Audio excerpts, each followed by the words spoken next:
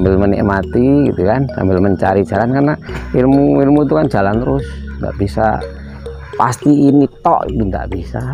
Saya masih ikut grup-grup di peternak ini. Oh, ada yang baru, saya tanya, ini juga nggak ada orang yang pinter di peternakan itu, nggak ada, hanya orang belajar terus. Wabarakatuh. Nama saya Herholid, alamat Purworejo Selatan, Negeri Katon. Berjalan 1 tahun lebih lah ini, karena mulai bulan Maret tahun yang lalu 2020 ya. Kita mulai merintis awal. Ini ada perjalanan dalam budidaya, liku-likunya cukup apa ya, cukup banyak tantangan lah ya, karena melihara nyawa itu kita nggak bisa menentukan umurnya dan sebagainya, sehingga kita hanya mensiasati bangsanya. Kalau mensiasati kan harus mengenal iklim. Nah, nyawa itu sama aja kayak pertanian. Kalau ada iklim yang ekstrim pasti ada masalah. Kalau ada iklim yang sesuai musim panas begini memang dia disukai. Memang kalau terlalu panas juga ada masalah lagi, karena penyakit ayam itu ada kaitannya sama lingkungan besar. Kalau lingkungan besar itu kan ya cuaca, ya kan, musim hujan, musim panas, sehingga suhu mempengaruhi lingkungan. Nah, itu akan pengaruh terhadap kondisi ayam itu sendiri gitu. Sementara ada 3 dulu pernah melihara KUB ya, ayam KUB, terus chopper pernah, terus kampung ulu ini yang udah kita lama pakai kampung itu, udah sampai 5 siklusan. Yang ini AKY, ayam Distira, baru mencoba. Ini katanya ayam unggul nih, produk lokal ya kan.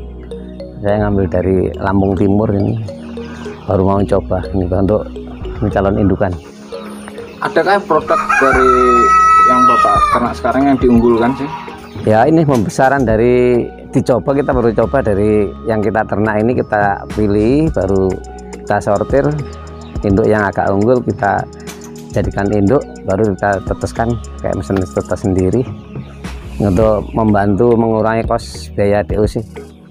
Masih ulu, banyak di ulunya. KUB-nya kita punya indukan ini, kita supaya kita dari netes kita indukin telur, kita tetaskan sendiri bagian. Ayam ulu itu persilangan dari apa sih Pak? Dia itu dari ayam pelung sama ayam petelur dari Swiss apa itu. Jadi pusatnya di Purwakarta, Jawa Barat. PT besar itu.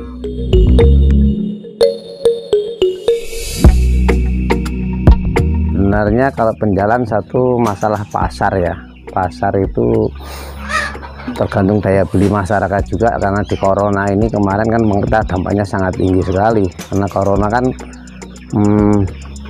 ke ekonomi masyarakat, sehingga akan konsumsi pedagang akan mulai menurun kan ya, karena urusan pendapatan bagi mereka, sehingga harga ayam bisa fluktuasi naik turun di bulan-bulan tertentu, kayak kemarin di bulan Agustus sampai bulan Februari, Maret malah itu harga anjlok sekali.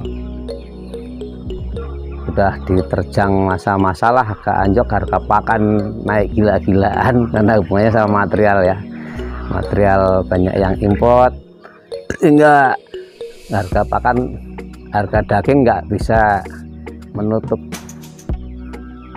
untuk beli pakan.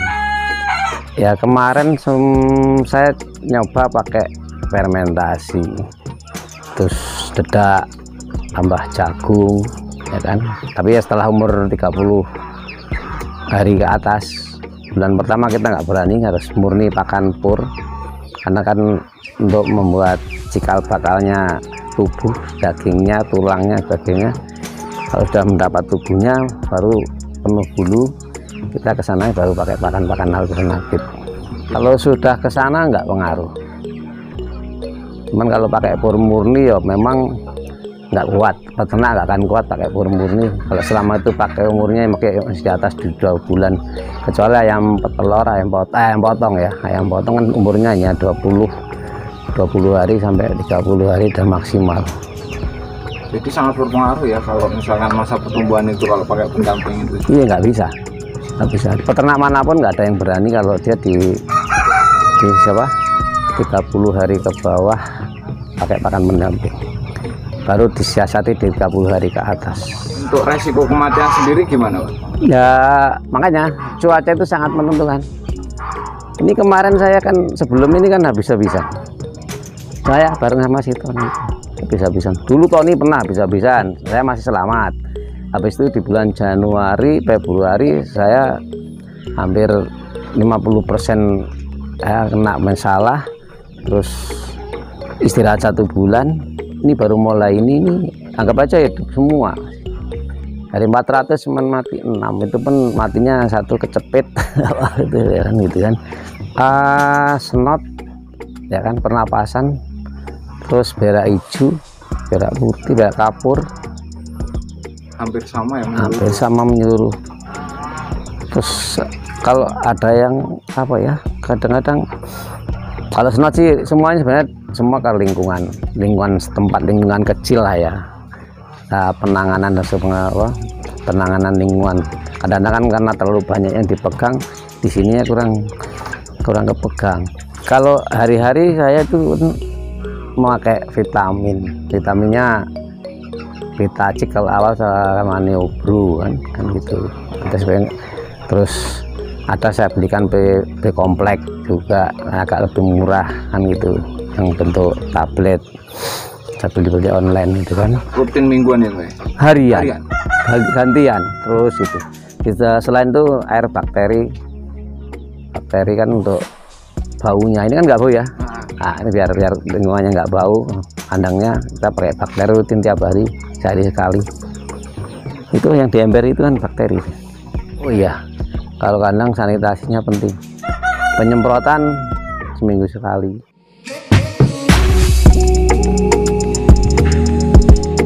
Awalnya dulu ada yang curiga apa bikin kandang di belakang rumah, nanti apa nggak gini-gini. Ya sudah, nanti kan kamu tahu sendiri kan gitu. Begitu sudah mulai operasi, pada lihat ke sini kayak barang aneh itu kan. Oh ayam kamu kok diternak gitu kan. Begitu udah lihat, saya buka, kok nggak bau gitu. Oh, kayak apa? Saya tunjukkan ini lah kayak ini.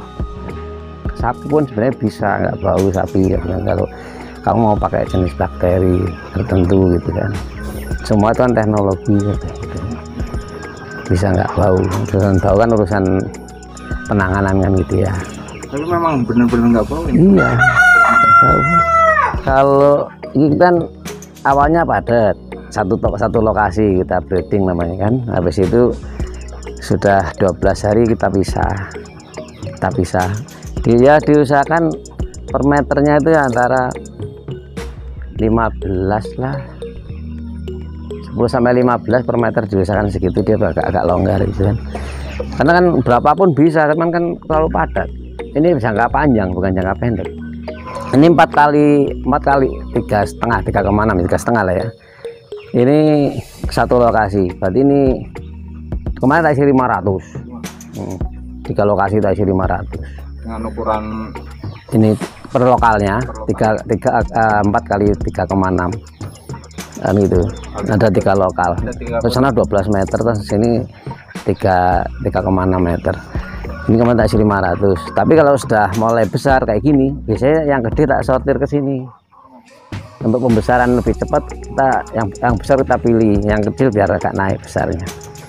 Di 60 hari. Kalau pur murni dia 53 hari sudah bisa mulai ada yang mana pur murni.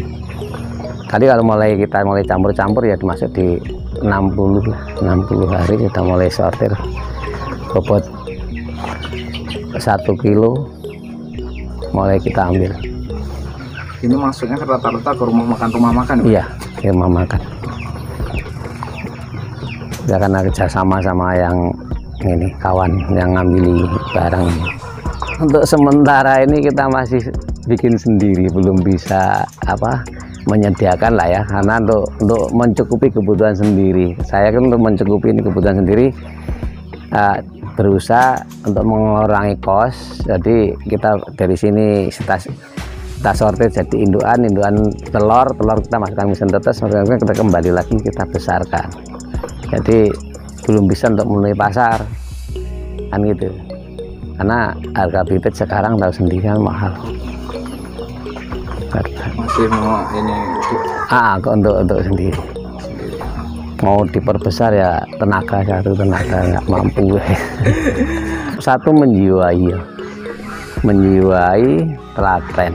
Kalau nggak ada bahasa itu hanya ngasih pakan pergi nggak ketemu, karena nanti ada yang masalah nggak ngerti, ada yang sakit apa nggak ngerti. Saya harus menjiwai dulu, seneng dulu sama ayam, menjiwai, terus nanti baru mulai coba-coba gitu kan. Kalau nyoba skala rumahan, kalau untuk mau mencoba mungkin diara berapa gitu kan, 100 biji atau 50 biji, nanti baru tahu metode caranya, mulai hafal, nah baru mau dibesarkan kita mulai hafal. Tapi kalau langsung banyak kadang-kadang bingung ya kan, kita kan nggak tahu ada masalah senot, pilek atau apa kan gitu kan, nggak tahu, harus diapakan udah terlalu banyak, karena ini banyak sama nyawa, kesehatan harus menjiwai. Iya, menjiwai.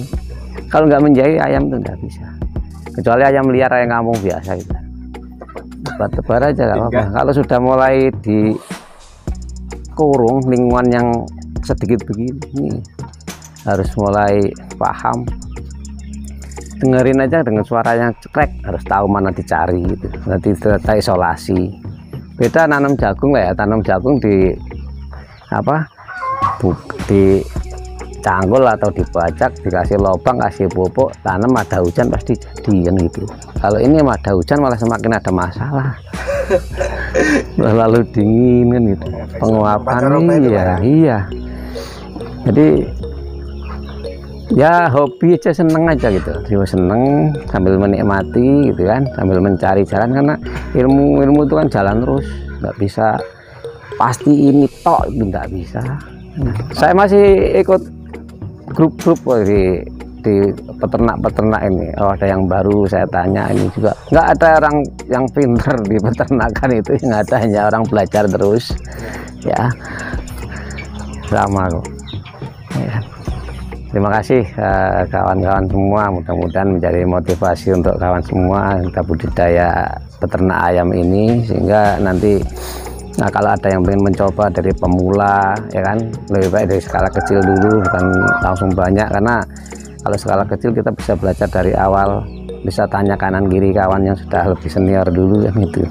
Kalau ayam yang mau, sehingga nanti bisa mendapatkan yang diharapkan lah, ada hasil dikit-dikit kan gitu ya. Karena kan budidaya namanya udah intensif tuh, kita sudah harus menyiapkan hal-hal yang sesuai kebutuhan ayam ya kan, di lapangannya kan itu. Oke, saya akhiri. Wassalamualaikum warahmatullahi wabarakatuh.